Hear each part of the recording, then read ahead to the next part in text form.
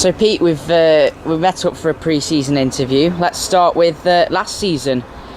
Coming back originally, how did it come about, and why did you come back?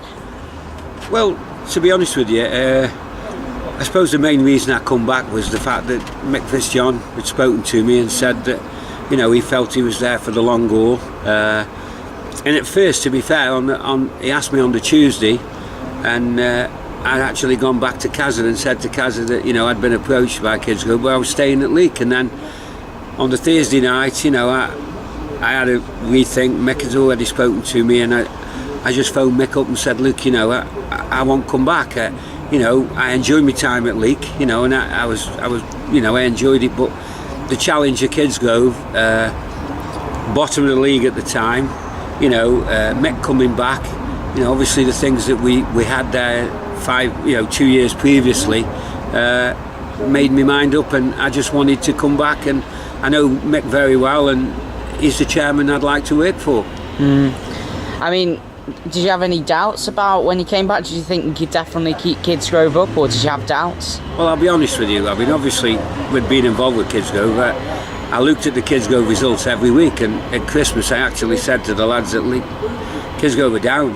You know, I just felt that they were going the wrong end. They were at the wrong end of the table, and I didn't think they could pick it up. You know, so yeah, I suppose I did have a few doubts. You know, I've got to go in there and try and completely build the side and bring a new side into the club, because obviously the side that was there wasn't really good enough, and I just felt that, you know, the connections I've got, the people I know, I thought, yeah, I can do it. But yeah, with a bit of trepidation, I wasn't in my mind. I wanted to get Kidsgrove out of it, but realistically we were in a poor position. But you know, I felt that the lads that we brought in could do that job. So I remember there was a day, I think it was the 11th of April, 5-0 home defeat to Gresley. Rainworth had beaten Norton, I think. I don't ring you, I don't ring Coops, I don't ring Mick, because that looked like curtains, didn't it? Well, I think if he'd have rang me, he wouldn't have got hold of me. I was up some corner somewhere with my head between my knees, you know. But I still felt, you know, I'd worked out when we started, you know, how many points I thought we needed, and I said numerous of times in the paper, in the Sentinel, and obviously talking to you, that, you know, it'll go right till the end of the season. So that didn't. Of course, it bothered me because, you know, they were the wrong results on that day, and, you know, getting beat 5-0, how'd you build the team up, how'd you get them going again? The one thing I thought that we'd brought to the club was characters who wanted to play for the club, and that was emphasised by me from day one, and they all bought into it. And, you know, for me, I felt that, yeah, we could still get out of it, you know, especially with the fixtures that we got. You know, I felt on my sheet that we'd got 2 or 3 games there that we could win. If we won those 3 games, we would be out of trouble. So from my point of view, yeah, I was still positive, but yeah, I was down on the day.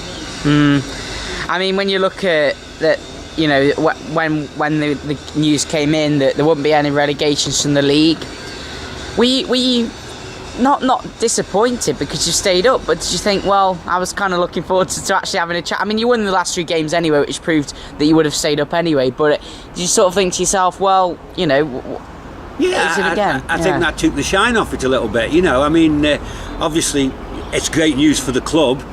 From my point of view, yeah, you know, you're thinking, well, I'd have done it anyway, I wanted to do it anyway, you know, and I just felt that it may have taken the shine off, but relieved. I was relieved that, you know, there was no relegation, but the message over to the lads and obviously at the club was that we wanted to do it properly, and you know, in no uncertain terms. Obviously we were 2-0 down at Rainworth, you know, and I had a go, Buck had a real go.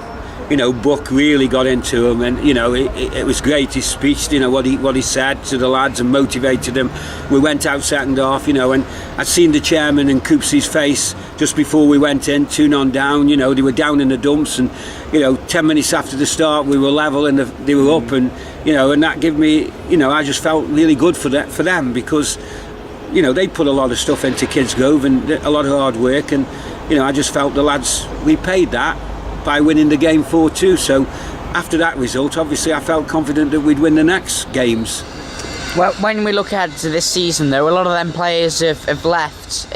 Is that mainly because they were brought in to do a job and now the club needs to perhaps progress? Yeah, I think I think you have to be realistic, don't you, with the results that we had. You know, I mean, 2 examples going to where did we go? We went to Lincoln, got beat 6. We lost 5-0 against Gresley.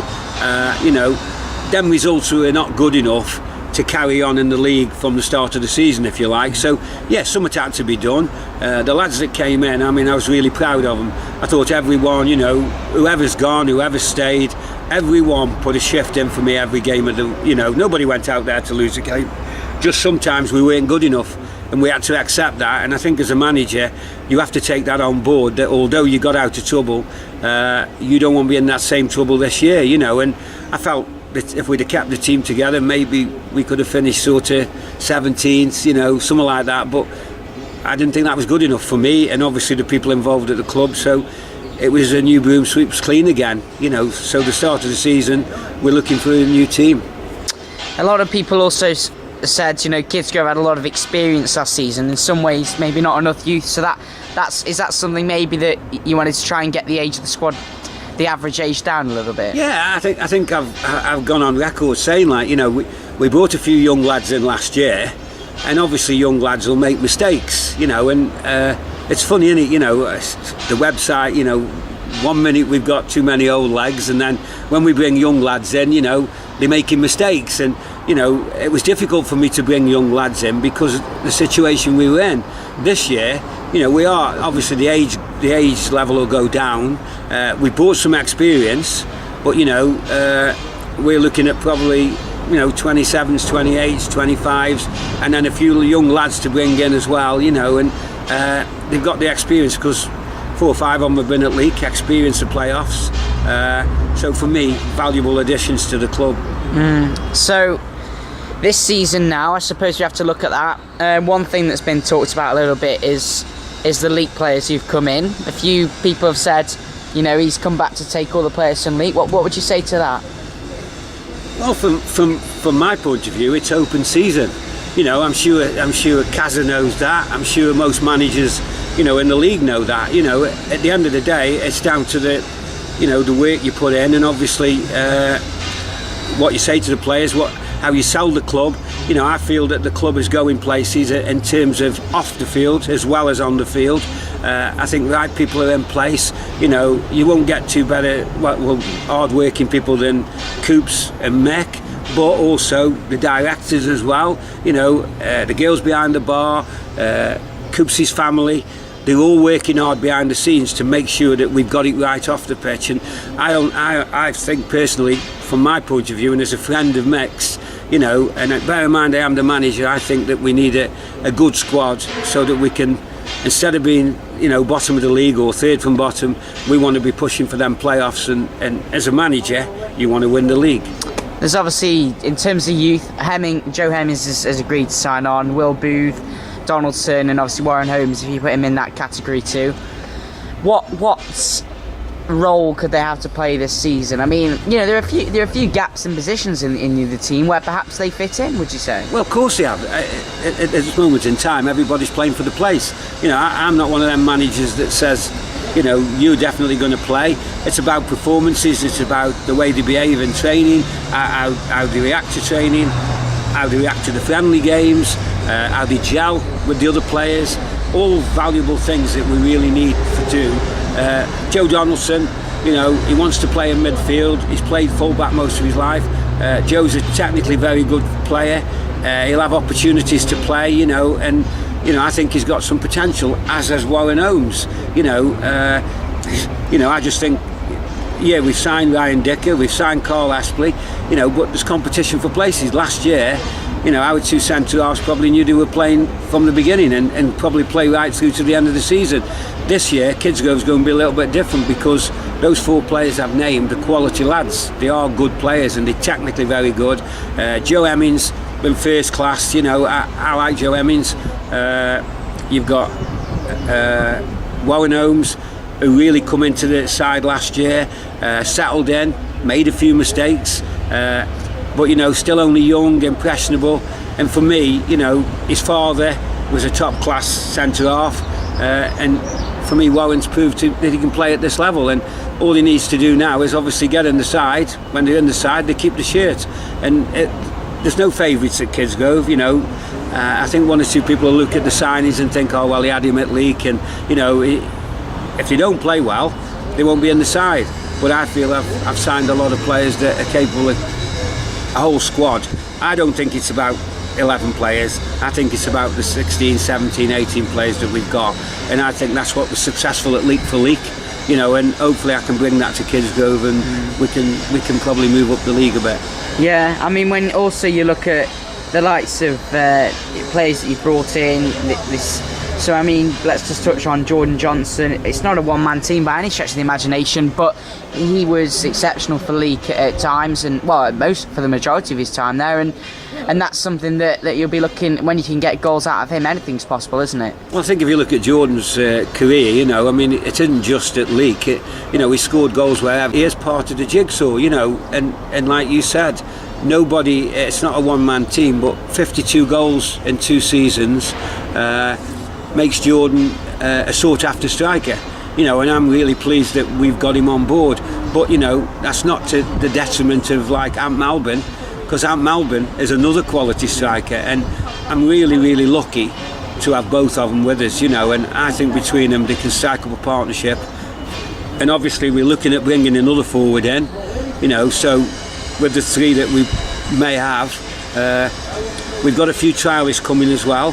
You know, and I've not put them at one side. As far as I'm concerned, they're there to prove that they can play at this level and show me that they want to play at this level. So, you know, nothing's done and dusted. At the end of the day, these players that we're bringing in on trial are good quality players, and hopefully, you know, we can sort them out, and their attitude is right, so that they want to play for Kidsgrove Athletic.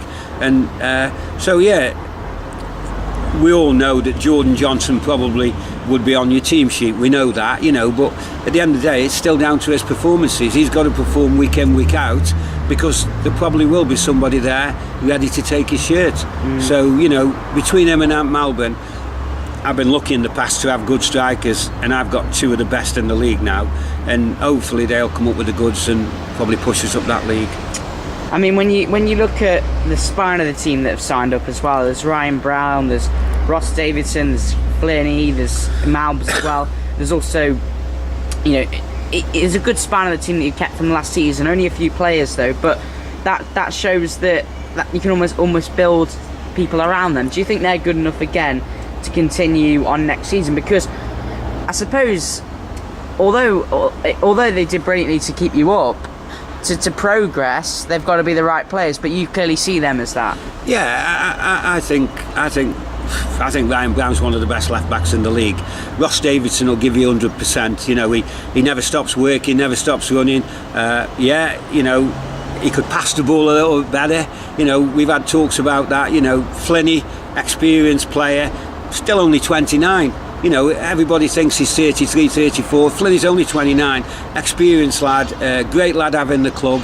You know, and obviously, you know, the rest of the players. Will Booth, you know, had a problem last year, got in the team, and then unfortunately had to go and play for Cheshire Schools. But he was captain of Cheshire Schools, and they won the championship, you know, and that was part of his progress. So this year, hopefully, we can bring Boothie up to another level, you know, and he can get some games in the first team and show what he's capable of. I think he's a good player, and I think we, you know, as far as Will's concerned, I want him at the club, and I want him pressing for his place.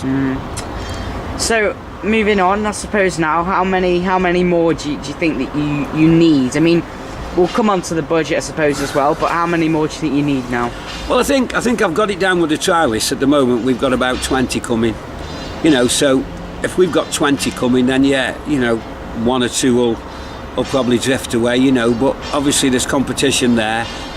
Everybody will have a fair chance, you know, and as far as I'm concerned, you know, we want a squad probably of 16, 17, 18 players, you know. Like I say, we talk about the budget, you know, we've not got a massive budget. Everybody out there will be thinking Kidsgrove are paying millions and millions of dollars because we've got Jordan Johnson and Mount Malbin. Well, that's not the case, you know. We've got to work around that. We've got a budget from the football club, and we've got to adhere to that budget, you know. if there's any way that we can perhaps get some more money in, you know, and the budget goes higher, or we do really well and we get the crowds up. I mean, one of the main things that we want to do this year is to try and get the crowds up to 200, you know, and hopefully we can do that with the results on the pitch. You don't get people coming through the gates unless you're doing really well, and you know, I think it's important that we get off to a good start. Hopefully we can have a good cup run, an FA Cup run, an FA Trophy run, and then from there onwards, then, you know, obviously, you know, I'd like to be able to go to the chairman at Christmas and say, we're in a good position, can I go and get a centre forward, you know. The chairman will probably tell me no, but I'm in a position where I can do that, and I can ask the chairman if he do that, you know. And I just think the people in behind, Ian Donaldson, you know, we haven't touched on Ian much, but he's doing so much work around the ground and helping Mick out, and, you know, them are people you want at the football club, you know, the Kidsgrove people. And for me, that's where it all starts from. You know, the Kidsgrove people have got to come and watch Kidsgrove Football Club. You know, we'll be doing incentives for people to come along so that they can actually, you know, come in maybe a bit cheaper, or bring the kids in a little bit cheaper. We want to get the youth teams involved. You know, we're going to ask the youth teams to come down and watch the games. You know, we're gonna one of the teams will come out as mascots, you know, before the game, so we'll invite them down and they can come, they can be mascots, they can, you know, obviously watch the game, and that's the way forward. You know, we've got an academy that we've started now, you know, so the structure of the football club is right. You know, Ken Scraggs taken over as reserve team manager. I know Kenny, we're looking for an assistant with him, you know, somebody to help him. Kenny will be at it with players. He knows players. He'll bring young players to the club. If we can get a few players coming through from the reserve side, you know, we've got the under-18s Floodlit League side. So there's so much going on at Kidsgrove at the moment, and the kids are massively important. Some of them 8-year-olds I went and watched the other week were superb. You know, I'll probably be dead and buried by the time they get in the first team. But at the end of the day, they're the future of the club. You know, and it's a pleasure to watch them play, and I really enjoyed it. You know, so I'm not one of these managers who just concentrate on the first team. Yeah, that'll be my main concentration. But I will be looking at the youth teams. You know, the under-18s especially, to see who's coming through. So that's massively important for me. So, you know, as far as that's concerned, it's running really smoothly at the moment. So, you know, the future looks bright. Well, it certainly does. I mean, budget, everyone is saying, well, they're throwing money at it, but that's not the case, is it, Pete? No, it's not the case. I mean, you know, people think that, you know, the budget's sky high, you know, and I'm not going to compare it with anybody else's budget, but, you know, Kidsgrove budget isn't a great deal. It's a budget that we feel we can afford to manage on.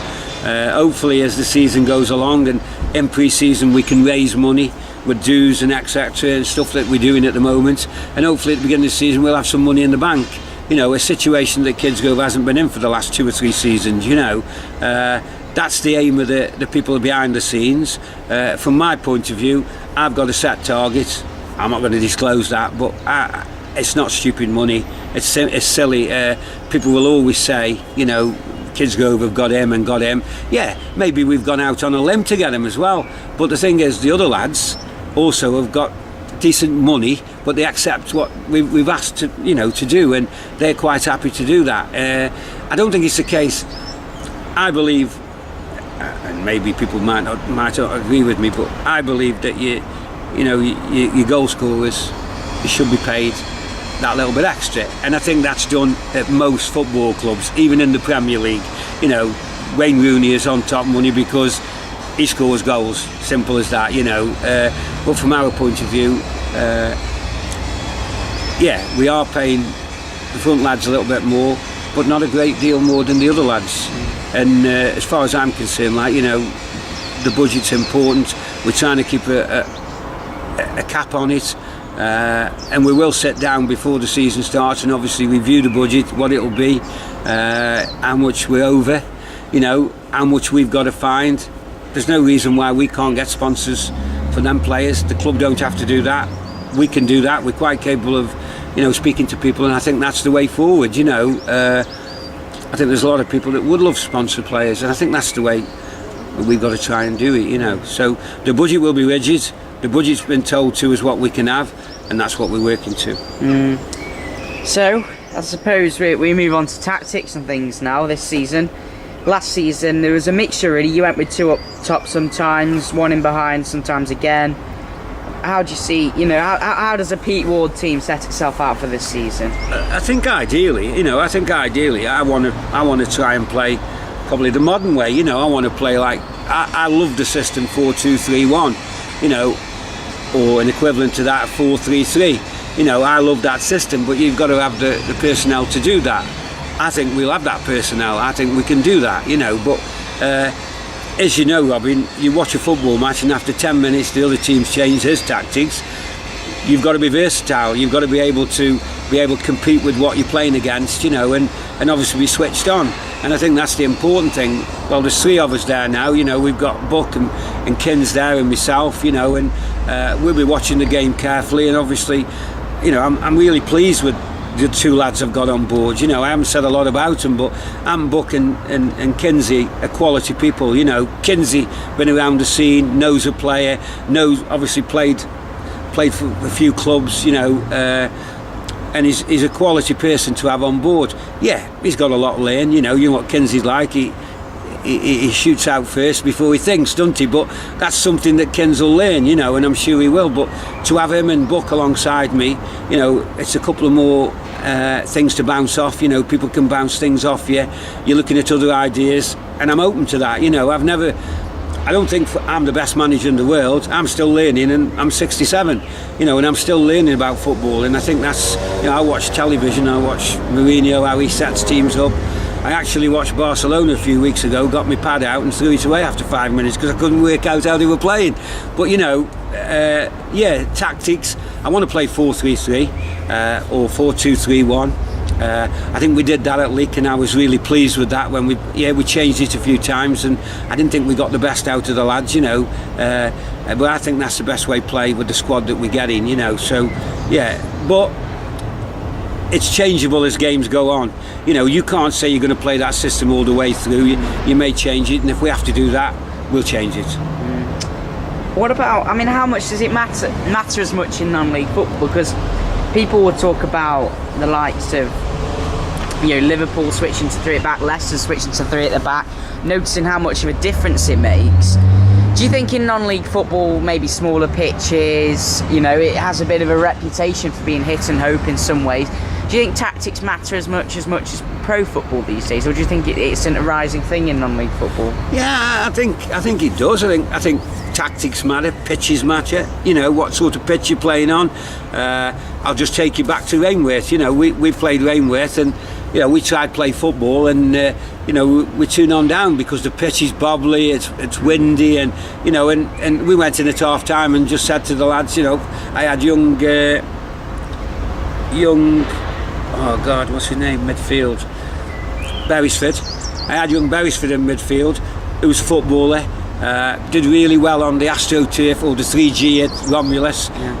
Bring him on comes on and plays at Rainworth. I fetch him off at half time because it didn't suit him, and then we said to the lads, me and Buck, get the ball up top quick, get it up there, cause problems. We win the game 4-2. So yeah, you have to be aware of what you're playing, or what situation you're playing, what sort of team you're playing. Even at non-league football, Sutton Coldfield, more direct than most teams, very well organised, strong 4-4-2. Showed that in the semi-final and the final against Castle and against Leek. Not the greatest team in the world, not the most flair-filled team, but worked hard for one another. So, and they got through to the, and then you look at Mickleover, good footballing side, try and play, bring Ricketts in, last few games, probably last dozen games, what a signing he was, big lad, strong lad, been around the circuit, used him sparingly, didn't play him every match because of his age, little things like that win your championships. And that's not to say that Mickleover weren't on course anyway, but Mickleover, good footballing side, like to get the ball wide, like to pass it around. Totally different teams, one's long ball, one's a footballing side, both went up. So I suppose to some degree it's the way you play and the way you want to play, but I think you still also got to be adaptable as well in games. I mean, from a personal point of view, is this season one of your most exciting challenges in some ways? Because you've got a whole squad to build again, really. And obviously I don't know your career as well as yourself, but I'm sure you haven't been in situations like this with as much freedom, I suppose. No, never ever. Never ever. I mean, obviously you're talking the space of 3 months putting two sides together. You know, that's what you're looking at, aren't you? I mean, I think it was, when was it? November, December we came. We had to get rid, you know, I completely rebuilt the side, and now you're doing it again at the end of the season. And, you know, there's still some good lads that we've kept, you know, and obviously we've brought new players to the club. So, yeah, it is perhaps, well, I think it's exciting. You know, I think there's more pressure on me this year. You know, I think, you know, forget results. I think that's important. You know, I know the fans will be on me back if I don't. They pay the money. They have the right to say that. You know, so I don't think there's anything wrong with that. The way the club's going, I think there's pressure there on the management team. You know, but for me, I just think the side we've got will keep us away from the relegation zone, and hopefully, with a little bit of luck, it'll put us in the playoffs. Nobody can define that. The 4 teams that are coming in are excellent sides. I've done my own work on them. They're all capable of getting in the top of this league. You know, some are more than capable, to be honest, with the budgets that they've got, and obviously the players that they've got. Surely, if they're going up, they will improve their sides as well. So they'll have tough sides. You know, the sides that are in the league. I think the league will be a better league this year. I think the league will be stronger this year. You know, I think it'll be really competitive, and obviously new places to go.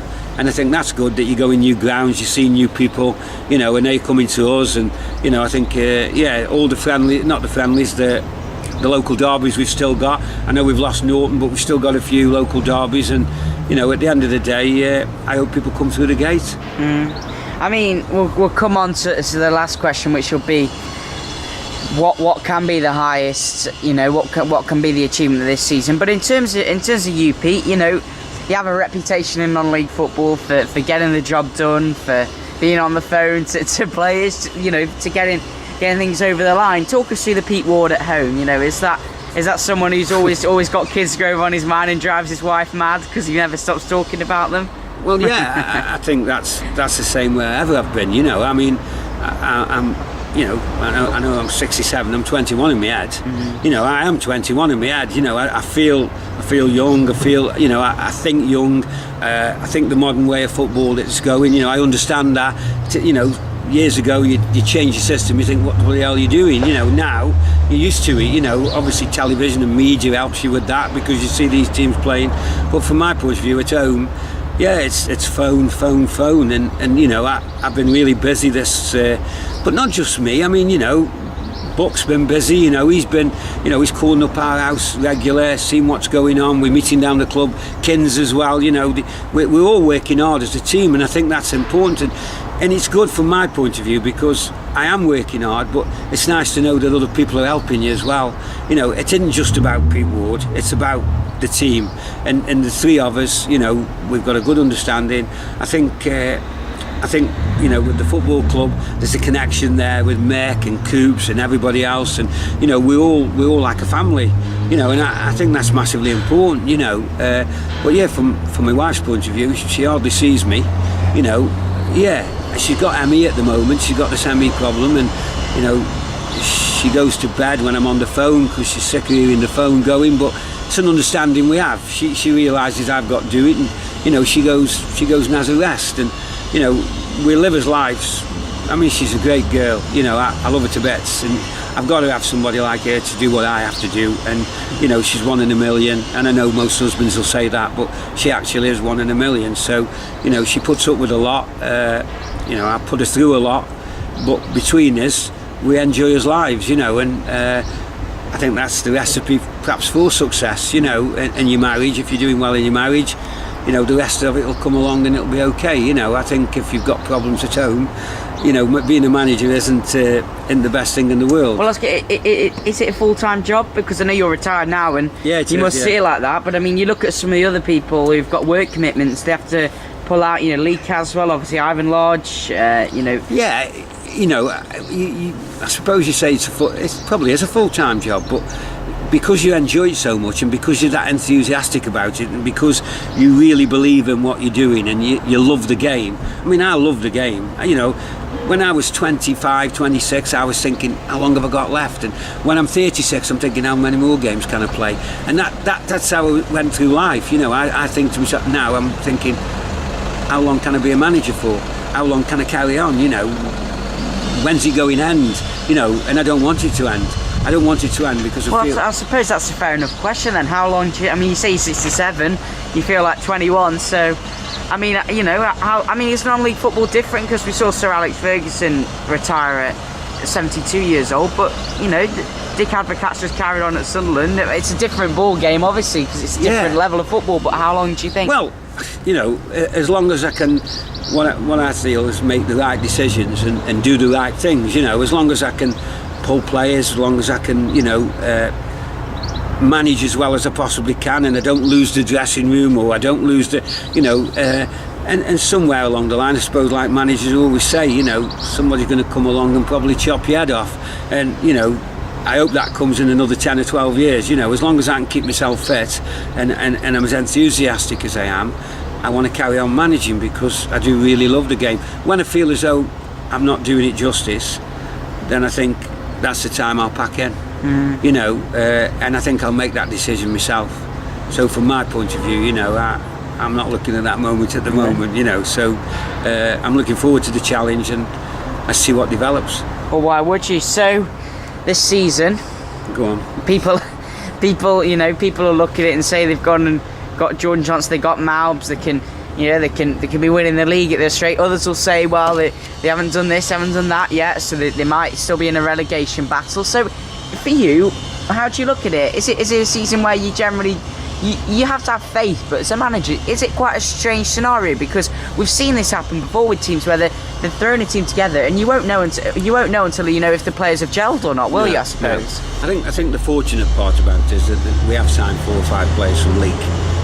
They've played together, and that's the majority of the back 4 for starters. I felt we obviously conceded far too many goals last year. We brought in lads who were experienced and have done it at that level. So I think that's a massive plus for us. To have Don as Esser and Dicker on board alongside Ryan Brown, I think that's a good defence. But having said that, you've got Warren Holmes who wants to get in the side. So it's up for grabs. It's as simple as that, and I will be saying to Warren, he's got to get in the side. He's got to make himself, when he plays the games, he'll have enough game time. We've got 8 games, 8 friendlies against good opposition, so they'll all get found out, won't they, because they're playing against pro teams.